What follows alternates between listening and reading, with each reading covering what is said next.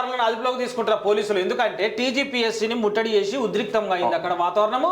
విద్యార్థి సంఘాల నేతలను అడ్డుకున్న పోలీసులు ఇరు వర్గాల మధ్య తోపులాట, పలువురికి గాయాలు. జాబ్ క్యాలెండర్ రిలీజ్ చేయాలి, గ్రూప్ 2 గ్రూప్ 3 పోస్టులను పెంచాలి, గ్రూప్ 1 మెయిన్స్ ను 1:100కు పెంచాలని కూడా డిమాండ్ చేసిరు నిన్న నిరుద్యోగులంతా కలిసి కూడా. అయితే దీని మీద మాత్రము కేటీఆర్ ఏమన్నాడంటే తెల్లదొరల కన్నా అద్మానంగా దుర్మార్గమైనటువంటి పాలన కాంగ్రెస్ పార్టీ చేస్తుందని చెప్పేసి బీఆర్ఎస్ వర్కింగ్ ప్రెసిడెంట్ కేటీఆర్ మండిపడ్డాడు. గతంలో ధర్నా చౌక్ ఎత్తేసే కదా, ధర్నా చౌకునే ఎత్తేసాడు కాంగ్రెస్ పార్టీలో అదన్న ఉన్నది. కానీ అయితే మాట్లాడే ముందు కొంచెం ఆలోచన ఉండాలి. ఇప్పుడు కేటీఆర్ మాట్లాడుతుండా, రేవంత్ రెడ్డి మాట్లాడుతుండా, లేకపోతే ఇంకో మంత్రి మాట్లాడుతుండా అనేది కాదు. ఫస్ట్ తప్పు ఎవరు చేసినా తప్పు తప్పే. అయితే గత ప్రభుత్వము బీఆర్ఎస్ ప్రభుత్వం ఉన్నప్పుడు 10 ఏళ్ల పాలనలా శాంతియుతంగా నిరసనలు చేపెట్టుకునేందుకు ధర్నా చౌక్ అనేది ఒకటి ఇందిరా పార్క్ దగ్గర ఉండే.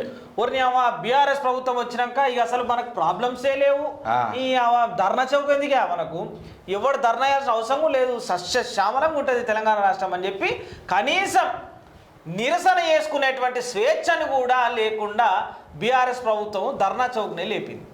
అయితే ఇప్పుడు అదే ధర్నాలు నిరసనలు చేసుకునేటువంటి ఒక హక్కుని మాత్రం కాంగ్రెస్ పార్టీ మాత్రము తీయలేదు, తొక్కలేదు.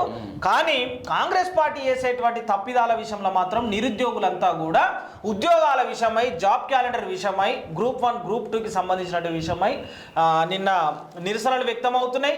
కానీ ఈ విషయం మాత్రము కాంగ్రెస్ పార్టీ పట్టించుకోకుండా ఇతరుల మీద బురద జల్లేటువంటి ప్రయత్నం ఎట్లా చేస్తుందంటే, నోటిఫికేషన్లు ఇస్తా అంటే మమ్మల్ని ఆపుతురు వాళ్ళు అన్నది. ఇది సిగ్గులేని మాట, తనకు తాను ముఖం మీద ఉంచుకునేటువంటి మాటలు కాంగ్రెస్ పార్టీ చేస్తుంది. ఈ పని చేయొద్దు. అయితే దీని విషయంలో మాత్రము నిన్న కేటీఆర్ చేసినటువంటి మాట ఏంటంటే తెల్లదొరల కన్నా దుర్మార్గంగా కాంగ్రెస్ పార్టీ వ్యవహరిస్తున్నది అని చెప్పేసి అన్నాడు. కానీ ఈ ఒక మాట అనే ముందు మీరు చేసినటువంటి తప్పు వల్లనే ఇలా నిరుద్యోగుల సంఖ్య 10 ఏళ్ల నుంచి ఎక్కువైపోయింది, రాష్ట్రంలో ఎక్కువైపోయింది.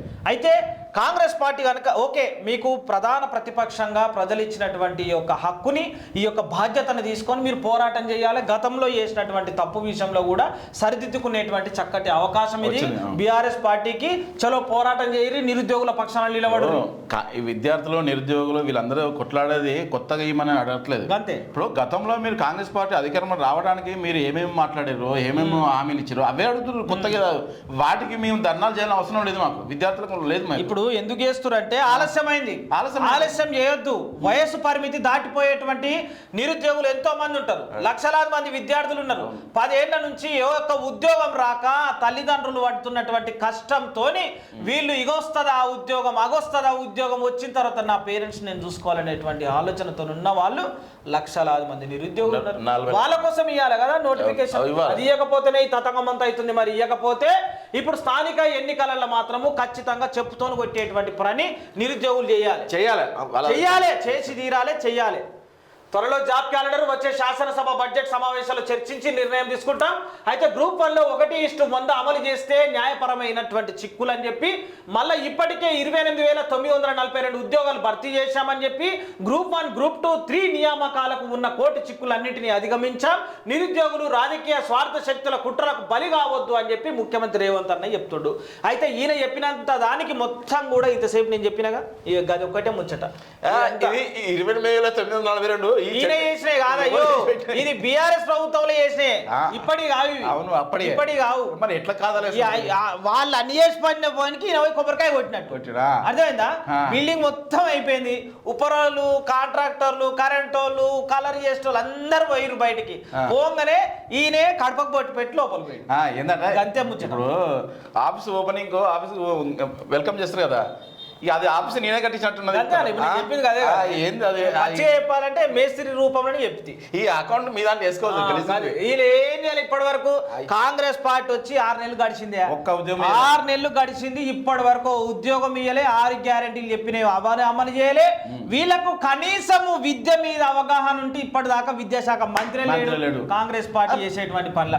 మళ్ళీ వీళ్ళు చెప్పుకోనికి నీతులు ఏం పుస్తకాలు డిస్ట్రిబ్యూషన్ చేయలేదని ఇంతవరకు. పుస్తకాలు ప్రభుత్వ బడులలో పుస్తకాలు ఇవ్వలే, దగ్గర 20 రోజులు అవుతుంది. ఇంకా వీళ్ళ ఆట అవి ఏది ఇవి ఏదని చెప్తుర్రు. ఉండాలి కనీసం మాట్లాడడానికి.